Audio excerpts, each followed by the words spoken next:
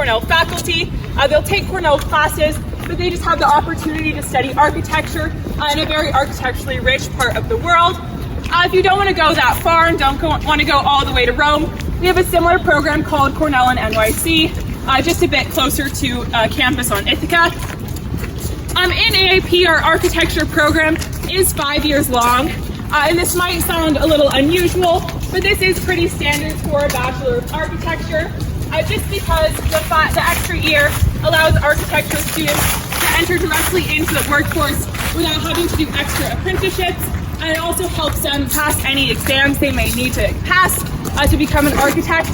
This program was actually pioneered at Cornell and is now pretty common across other architecture programs in the US. If you are not an architecture student, you can still engage with architecture on campus. One example is the Johnson Museum of Art, peeking through the trees. It's got this building over there, and it is our art museum on campus. The Johnson Museum was actually designed by the same architect who designed the pyramids, so that is quite interesting feature of our campus. Additionally, where we are right now, the Arts Pod was home to Cornell's original buildings, which are these three buildings across the street called Old Stone Row.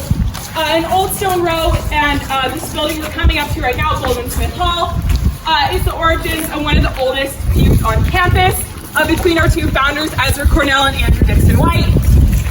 To make a long story short, these two men had very different architectural preferences, and they could not decide how they wanted to build Cornell's campus. Ezra Cornell preferred the Second Empire architecture style of Old Stone Row, and A.D. White preferred the neoclassical Goldman Smith Hall. And so the story goes that when A.D. White was out of town, Ezra Cornell started building Old Stone Row without his permission, and vice versa. When Ezra Cornell was out of town, A.D. White built Goldman Smith Hall without his permission. And what's quite funny is outside of Goldman Smith Hall, there's a statue of A.D. White. Outside of Old Stone Row, there's a statue of Ezra Cornell. And so there are two ways to look at it. Either the men are guarding their preferred architectural styles, or they're doomed to look at the architectural style they hated for all of eternity. So as I mentioned, we are on the Arts Pod. This is home to the College of Arts and Sciences, my home college and the best college on campus. Not biased at all. We have about 4,600 students studying 41 majors and 70 minors. So in arts, you have a wide variety of courses you can study. All arts students are encouraged to take a variety of classes through our distribution requirements in arts.